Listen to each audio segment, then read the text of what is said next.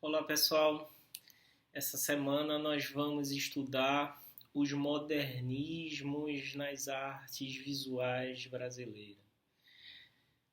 É corrido, nós temos que fazer recortes, dar saltos, mas é necessário por conta de um calendário enxuto, né?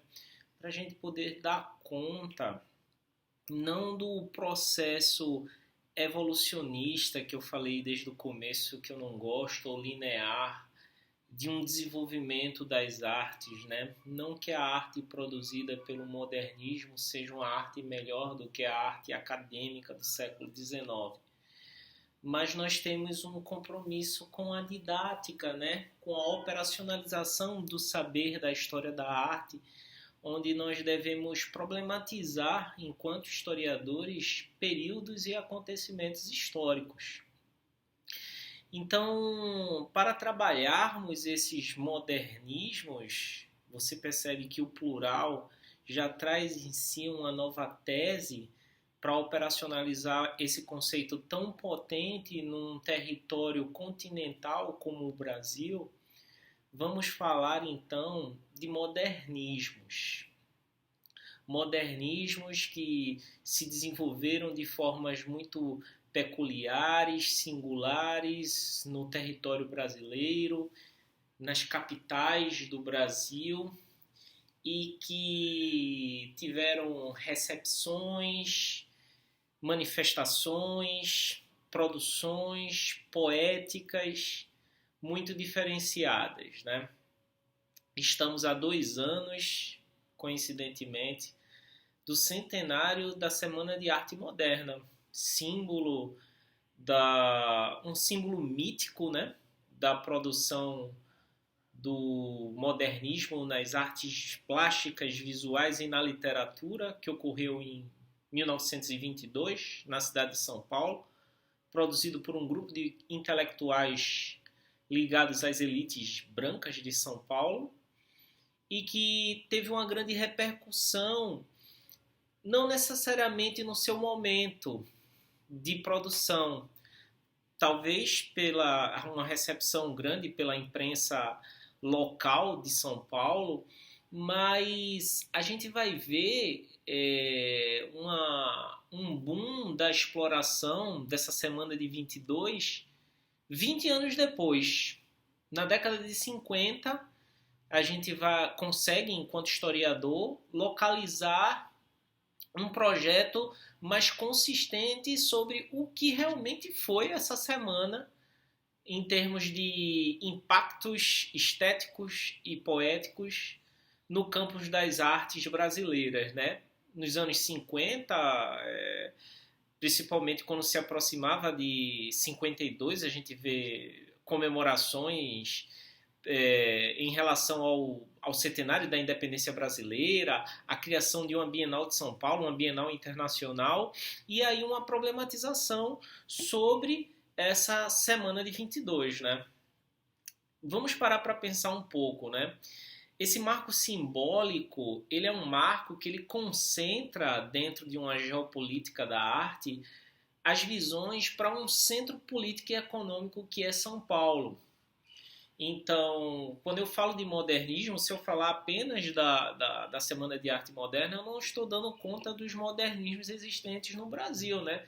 Que ocorreu em Recife, no Rio de Janeiro, Salvador, Belém, entre outros lugares e temporalidades diferentes, tá entendendo? Mas não podemos descartar a importância, sim, desse movimento, né? Da problematização desse grupo enquanto vanguarda, esse conceito bélico, né? Vanguarda, aquele grupo que vai à frente dos pelotões. Então, como podemos pensar esse movimento moderno no início do século modernista, no início do século XX, entre duas grandes guerras, onde o Brasil tinha com um desenvolvimento industrial grande, porém localizado nessas capitais como São Paulo e Rio de Janeiro, a crise da produção de açúcar, dos engenhos aqui no Nordeste, essa região Nordeste sendo elaborada pelos intelectuais como o grande historiador Duval Muniz vem trabalhando. Então, como podemos pensar esse movimento que busca a construção de um Brasil ou de Brasis através das imagens pintadas, ou uma espécie de movimento de independência em relação à produção cultural da Europa?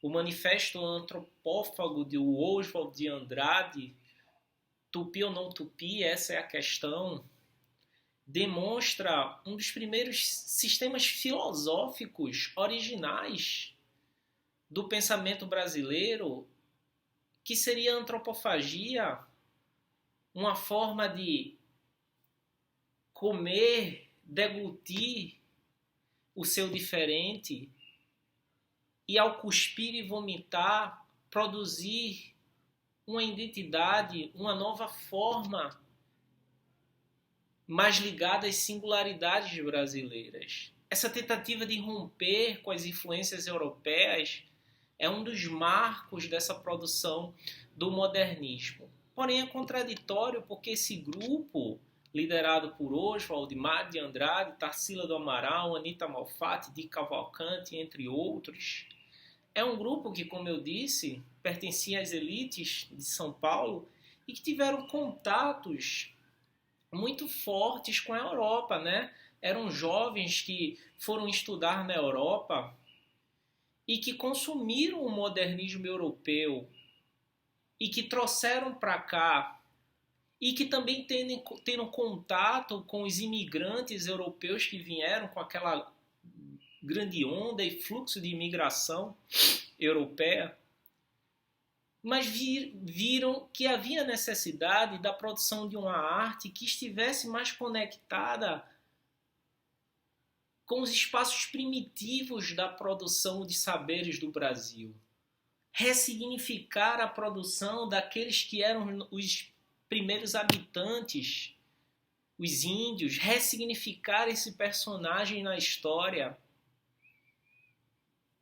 produzir ou agenciar um protagonismo desse cruzamento interétnico entre indígenas, negros e brancos europeus que produziam mestiço e produziram uma imagem e forjar a partir dessa imagem a nacionalidade e a identidade brasileira. O quadro A Negra, de Tarsila do Amaral, que abre a semana, ele traz esse debate. Faz parte das memórias afetivas da Tarsila, que vivia em uma fazenda, que viveu sua infância numa fazenda repleta de escravos e resolveu pintar uma negra, porém com a distorção complexa, com a influência do cubismo, do futurismo, do surrealismo, todos esses ismos que vão entrecruzar essa produção. Então, o modernismo brasileiro é um espaço que desenvolve agenciamentos, elabora disputas entre o nacional e o estrangeiro. Há uma mediação desses dois polos muito fortes para produzir uma poética que trouxesse essa identidade lapidada diante de uma modernização das cidades, da velocidade e das tecnologias que vinham sendo desenvolvidas no país. Dessa forma, o modernismo, ele quebra, ele produz, institui um giro epistemológico no pensamento do campo das artes, ao trazer figuras, formas, novos motivos presentes na cultura popular brasileira, como elementos significativos para a produção de uma estética original. Dessa forma, podemos pensar os modernismos no plural sendo desenvolvidos de formas diferentes, negociando um projeto nacional, mas que sofre influência do mundo internacional, gerando novos símbolos da identidade, novos protagonismos, o negro, o mestiço, o índio, novas cores e paletas de cores, o verde sendo trabalhado nas imagens, como vemos os azuis, as cores terrosas, como podemos ver em quadros como Abapuru, ou quadros do pernambucano Vicente do Rego Monteiro. Sim, o nosso modernismo bastante complexo. Eu coloco no AVA a minha dissertação de mestrado, onde eu trabalhei salões de arte no período do Estado Novo, aqui em Pernambuco, onde traz um debate sobre um modernismo muito diferente, ainda ligado ao campo do acadêmico. As rupturas, elas são muito devagar, mas é um movimento de extrema importância, de extrema vitalidade, que será retomado pela Tropicália na Bahia nos anos 60, onde tinha como um objetivo construir esse brasileiro independente, repleto de histórias que não seriam as histórias estrangeiras, ligado às suas ancestralidades, ligado ao campo da cultura popular, ligado às suas matrizes e cosmologias, e gerando essa arte, talvez exótica aos olhos dos estrangeiros, mas de uma potência latino-americana muito forte. Então, vamos estudar essa semana um texto da socióloga Ana Paula Simeone, que debate o papel das mulheres no modernismo, o papel da Anitta, o papel da Tarsila do Amaral nessa produção. E também, como eu disse, eu coloco a minha dissertação para nós vermos também como isso é produzido aqui em Pernambuco. Tá certo, gente? Ótimo estudo nessa semana. Eu também coloquei alguns vídeos. É um movimento muito gostoso de se trabalhar, muito próximo ainda das nossas perspectivas de arte e que traz uma revolução de sentidos e experiências do que seria essa arte brasileira, tá certo? Ficamos à disposição e vamos nos falando. Bom estudo a todos e a todas, tá certo? E boa eleição para todos.